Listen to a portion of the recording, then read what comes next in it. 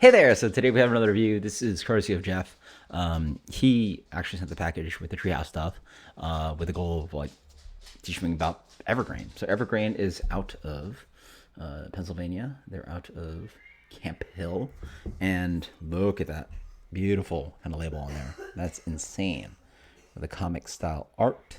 This is their Pulp Zombie New England Double IPA, number 184. I don't know if there's a batch size or whatever. Dope label. Love that label. Absolutely insane. 8.4% double IPA. Any other information on all that beer? No. Yeah, I should have looked it up for you guys, but we shall find out how the beer comes out. Nice, nice. Look at that. Rich head. Beer is quite pale. Got big floaties in there. Big floaties. Yakadeks. But it's alright. Yeast, hop, sediment, yeah. But beer comes in a really beautiful kind of light gold color, completely opaque. Yeah, big looking beer. Smells pretty good. We're going on. Geez, what is in this guy? I'm curious. Quite hoppy. Not super ripe, but definitely oranges, white peach, some melon fruit in there. Really good. Nice and sweet, but not like super ripe. Leaning on some like really rich orange, a little bit of mango, sweet grapefruits in there. Smells great. Cheers. Evergreen. Never heard of this brewery, but Jeff recommended it, so let's try it out.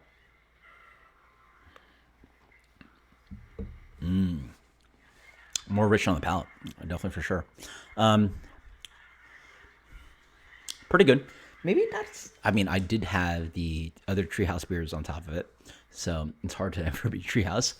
I will say there's a little bit like as I'm talking, it's hard because like I'm talking about the back palate before I talk about mid early and on. On the back end, it ends up a little bit dry. Bitterness not too much. A little bit like hop character, lingering green hop character. Maybe a touch of like chalkiness, but not too much. But let's dig into it again. Okay.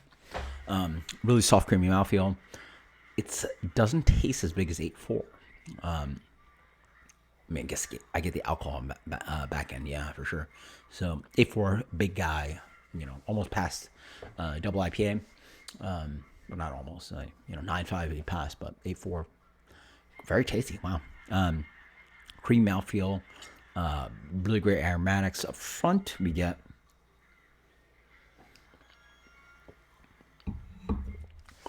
white grapefruit, a little bit of like pale melon character, honeydew thing comes in. I suspect there's maybe some mosaic in here. A little bit dry. It's a drier double IPA. Quite nice. Or hazy IPA. Pretty good. Very good. Rich beer. Excuse me. Oh, the carbonation. Wow.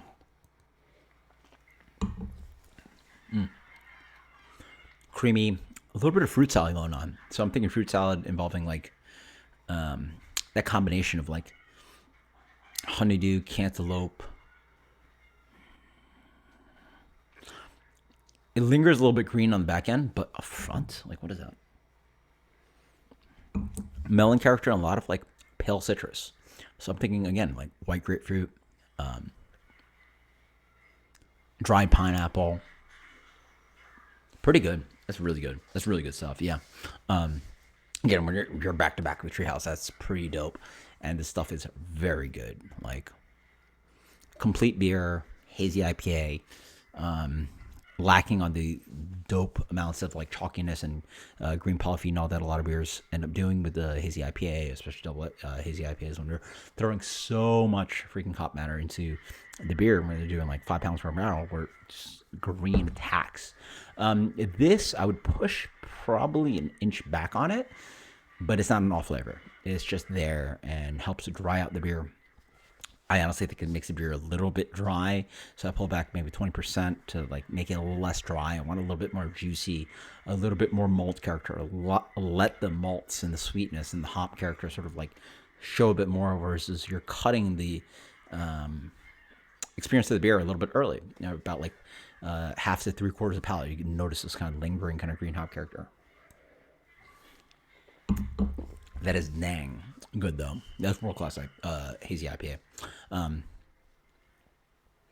will say though, a beer kind of think of recently would be like, or not recently, but like since July would be like the KCBC beers were a little bit more juicy and big.